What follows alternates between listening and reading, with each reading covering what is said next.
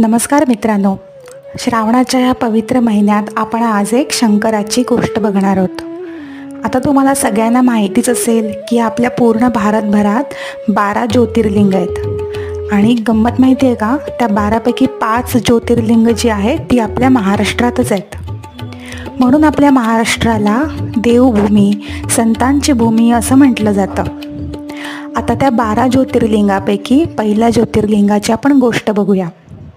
असं म्हटलं जातं की पहिलं ज्योतिर्लिंग जे आहे ते आहे सोमनाथ. आणि हे कुठे स्थित आहे माहिती आहे का तुम्हाला? हे आहे गुजरातमधल्या सौराष्ट्र इथे. तर ते शिवलिंग तिथे कसं आलं, त्याच्या मागची गोष्ट काय आहे, हे आपण आजच्या ह्या छोट्याशा गोष्टीमध्ये बघणार आहोत. खूप खूप वर्षांपूर्वी पुराण काळात एक प्रजापती दक्ष नावाचा राजा होता आणि त्याला 27 मुली होत्या, 27 कन्या होत्या. त्या 27 मुलींचं लग्न त्या प्रजापती दक्षाने चंद्राशी लावलेलं होतं आणि सगळं सुखासमाधानात चाललेलं होतं. पण त्या 27पैकी एक जी होती तिचं नाव होतं रोहिणी आणि चंद्राला ती विशेष प्रिय होती. त्यामुळे बाकीच्या ज्या 26 उरलेल्या चंद्राच्या ज्या पत्नी होत्या त्यांना खूप दुःख व्हायचं की अरे, आपण पण आपल्या नवऱ्याची तेवढीच सेवा करतो, तेवढीच काळजी करतो, पण आपला नवरा चंद्र मात्र रोहिणीला झुकतं माप देतो. मग त्या सगळ्या जणी गेल्या आपल्या वडिलांकडे. वडील कोण होते? प्रजापती दक्ष. त्यांनी चंद्राची त्यांना कागाळी केली. तेव्हा प्रजापती दक्षने ही गंभीर बाब लक्षात घेऊन आपल्या जावयाला बोलावलं, म्हणजे चंद्राला बोलावलं आणि त्याला समजावून सांगितलं की बाबा, असं करू नको, सगळ्या तुझ्या बायकांना समान न्याय दे, सगळ्यांना समान प्रेम दे, असा भेदभाव करू नको. तुझा जन्म एका उच्च कुळात झाला आहे, एका कुलीन कुळात झाला आहे, शालीन कुळात झाला आहे, तर तू असं वागू नको.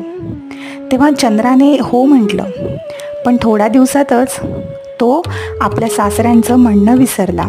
त्याने एका कानाने ऐकलं आणि दुसऱ्या कानाने सोडून दिलं आणि परत पहिल्यासारखं तो वागू लागला. तो रोहिणीला झुकतं माप देऊ लागला.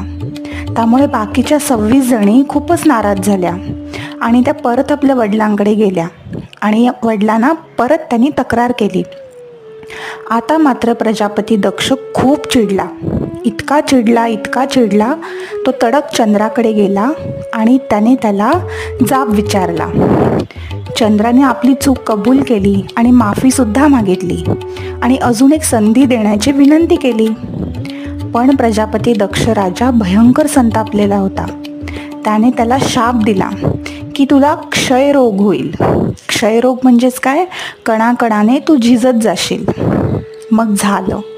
तो शाप मिळाल्या चंद्राचं सगळं तेज लुप्त पावलं.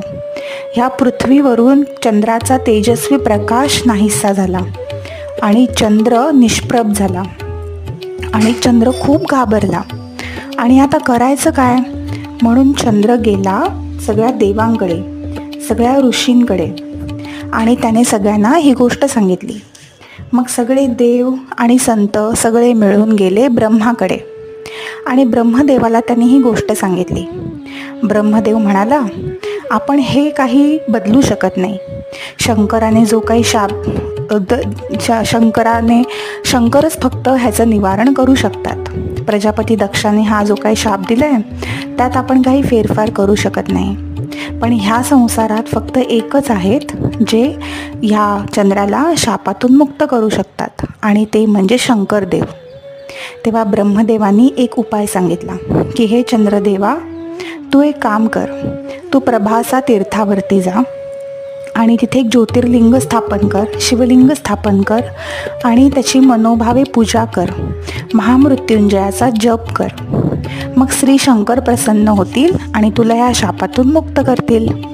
मग चंद्रदेव आणि सगळे देव मिळून त्या प्रभास तीर्थावर गेले. तिथे त्यांनी एका शिवलिंगाची स्थापना केली आणि चंद्रदेवाने 1000 कोटी महामृत्युंजयाचा जप केला. त्याच्या ह्या प्रार्थनेमुळे शंकरदेव प्रसन्न झाले आणि तिथे प्रगट झाले. ते खुश झाले आणि ते म्हणाले, चंद्रदेवा, काय हवं तुला? कशाला मला बोलावलंस? कशाला माझी प्रार्थना करतोयस? मग चंद्रदेवाने आपली अडचण सांगितली आणि सांगितलं, हे महादेवा, मला ह्या क्षयरोगातून मुक्त कर, मला परत पूर्वीसारखं तेजस्वी कर. मग शंकर म्हणाला, ठीक आहे, काही दिवस तू क्षयाने बारीक बारीक होत जाशील, पण परत तू पूर्वीसारखाच तेजस्वी होशील. पूर्णतः प्रजापती दक्षाचा शाप मी काही कमी करू शकत नाही, पण त्यावर तोडगा हाच आहे. जेव्हा तू हळूहळू कमी होत जाशील आणि असा एक दिवस येईल की तू नाहीसा होशील, पण दुसऱ्याच दिवशी पुन्हा तू उगवशील आणि हळूहळू परत पूर्वीसारखा होशील. म्हणजेच मित्रांनो, आपली अमावस्या आणि पौर्णिमा आणि त्याच्यामधली अमावस्या आणि पौर्णिमामधली चंद्राची विविध रूपं. आणि असं म्हणून शंकरदेव लुप्त पावले.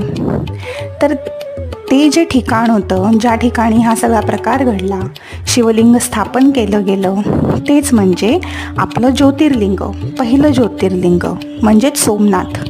ते गुजरातमधल्या सौराष्ट्र इथे आहे. खूप भावभाविक तिथे येतात आणि सोमनाथांची पूजा करतात, त्यांचं दर्शन घेतात. आणि आजही असं म्हणतात की मनोभावे तुम्ही त्यांच्याकडे काही मागितलं की तुमची इच्छा पूर्ण होते. असं म्हणतात की त्या शिवलिंगाबरोबर शंकर, ब्रह्मदेव आणि सगळ्या देवांचा वास आहे. अशी होती ही सोरटी सोमनाथाची छोटीशी आणि रंजक गोष्ट. अशाच वेगवेगळ्या गोष्टी घेऊन आपण परत भेटूया ह्या श्रावण महिन्यात, आणि स्पेशली ह्या श्रावण महिन्यात आपण बघूया श्री शंकरांच्या गोष्टी. धन्यवाद.